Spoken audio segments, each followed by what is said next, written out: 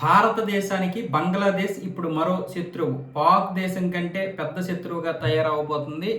ఇందులో జైషే మహమ్మద్, అల్ ఖైదా, లష్కరే తోయిబా నిషేధించినటువంటి ఈ ఉగ్ర సంస్థలన్నీ కూడా బంగ్లాదేశ్లో తిష్ట వేసుకుని కూర్చున్నాయి గత 2 సంవత్సరాలుగా. ఇక్కడ ముఖ్యంగా షేక్ హసీనా హయాంలో అరెస్ట్ అయినటువంటి అల్ ఖైదా ఉగ్రవాదులందరినీ కూడా విడిచిపెట్టేశారు.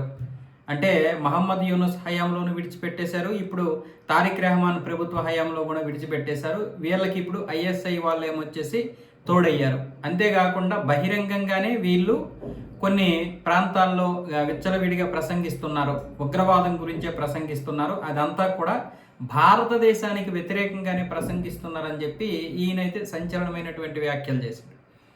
కాబట్టి చాలా వరకు అంతర్జాతీయ సమాజం దీని మీద స్పందించకపోతే బంగ్లాదేశ్ మరో ఉగ్ర కార్యకలాపాలు నడిపేటటువంటి కేంద్రంగా అయ్యే అవకాశాలు ఉన్నాయి. కాబట్టి అంతర్జాతీయ సమాజాన్ని ఈయన కోరుతున్నాడు. కానీ వాస్తవంగా చెప్పాలంటే మన ఇంటెలిజెన్స్ కూడా అదే చెప్తుంది, బంగ్లాదేశ్లో చాలా వరకు ఈ ఉగ్రవాదం అనేది పెరిగిపోతుంది అని చెప్పి. దీన్ని తారిక్ రెహమాన్ ఏమొచ్చేసి కంట్రోల్ చేయలేకపోతున్నాడు. కంట్రోల్ చేస్తే ఆయనకి చాలా పెద్ద ప్రమాదం, ఒకవేళ కంట్రోల్ చేయకపోతే దేశానికి ప్రమాదం. ఇంతకుముందు మహమ్మద్ యూనస్ ఏమొచ్చేసి పూర్తిగా వదిలేశాడు, ఇది వల్ల మనకు కాదు, మనకు చేత కాదు, ఓకే మనోళ్ళు ఉగ్రవాదులు, మనోళ్ళే కదా చేస్తున్నారు ఉగ్రవాదం, ఎవరి మీద చేస్తారు, మహా అయితే భారత్ మీదే కదా, కాబట్టి నో ప్రాబ్లం అన్న విధంగా మహమ్మద్ యూనస్ వదిలేశాడు కదా. ఇప్పుడేమొచ్చేసి తారిక్ రెహమాన్ వీళ్ళని కంట్రోల్ చేయలేకపోతున్నాడు, అలాగని వదలను లేకపోతున్నాడు. అందుకే ఇప్పుడు ఈయన చేసినటువంటి వ్యాఖ్యలు, షేక్ హసీనా కొడుకు చేసినటువంటి వ్యాఖ్యలు అయితే దుమారం రేపుతున్నాయి. అయితే ఇక్కడ ఈయన అనుకుంటున్నట్లుగా అంతర్జాతీయ సమాజానికి తెలియకుండా ఏం జరిగిపోదు. ఈయన అనుకుంటున్నట్లుగా అంతర్జాతీయ సమాజం అంటే ఏంటి, అమెరికా, చైనా, ఆస్ట్రేలియా, ఈ ఏవైతే అన్ని దేశాలు ఉన్నాయో అనుకుంటున్నామో అన్ని దేశాలు. కానీ కొన్ని దేశాలు న్యూట్రల్గా ఉంటాయి. అమెరికా, చైనా లాంటి దేశాలకు కావాల్సింది కూడా ఇదే. అవసరమైతే ఫండింగ్ కూడా ఇస్తాయి భారతదేశాన్ని తొక్కుపెట్టడానికి. అంతర్జాతీయ సమాజం ఏం చేస్తుంది?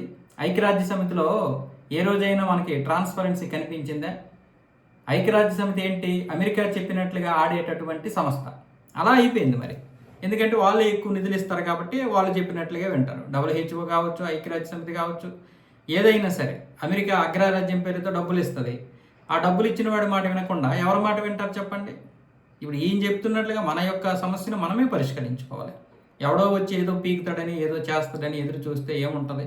శ్రీశ్రీ గారు చెప్పినట్లుగా ఎవడో వచ్చి ఏదో చేస్తాడని ఎదురు చూడకమా అంటారు కదా, త్రోయిడు త్రోయిడు త్రోయిడు త్రోయిడు అని మనమే ఏదైనా సరే పరిష్కారం చేసుకోవాలి.